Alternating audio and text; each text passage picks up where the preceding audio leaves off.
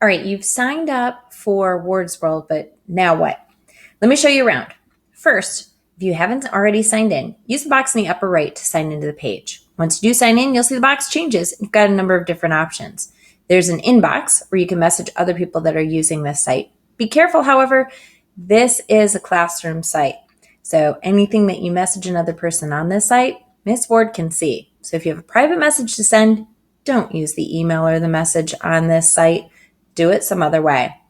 You can friend other people on the site, which I'm going to show you how to do. And you can also use the settings. This one's important because I noticed some of you, when you signed up, used your full name. Remember, we want to make sure that we protect our identities. And so one of the things that I'm going to be asking you to do is only use your first name and the last initial of your last name. If you've already signed in using your full name, no worries. We can change that.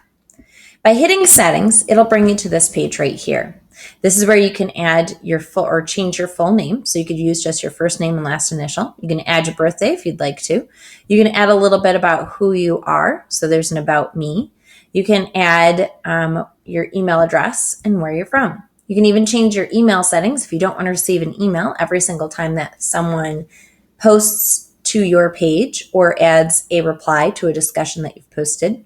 So you can change your email settings by clicking on email here.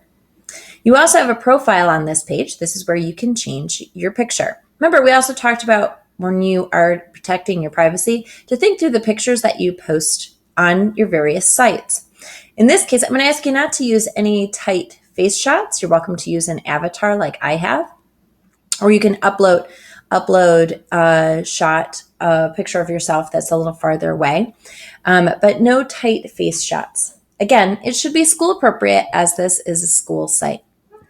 Now, you'll notice that was my cat. And you'll also notice by clicking members at the top that you can see who else is using the site while you're on the site.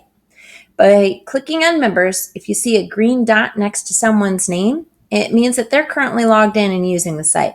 Now, most of the time, it's just people from our classes that are on using the site, either adding discussions or posting to pages. But every once in a while, you may see a couple of other people pop in and post. So you will see by clicking towards the last page that there are a few other teachers that sometimes pop in and use our site. These are teachers from my previous school. You'll see one of the teachers here is from Kabul, Afghanistan.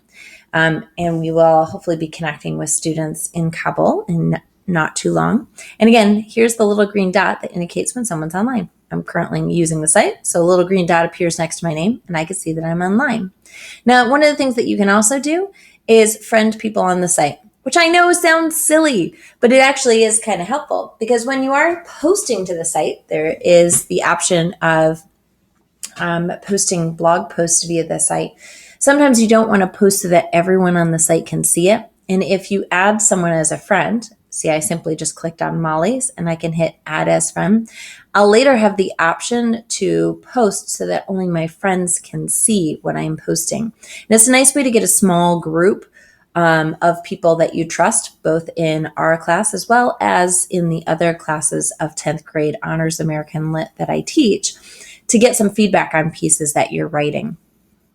So that's just a little bit about how to use the site. Don't forget that there's a lot of links up at the top that you'll be able to access as resources for the class. Everything from our weekly agenda to our webcam where we stream out. Again, you have to have the link that's not public. It can't be seen by everyone. You'll find that under class links up above. Our discussion page, which is where we've been posting discussions related to the text that we're reading in class.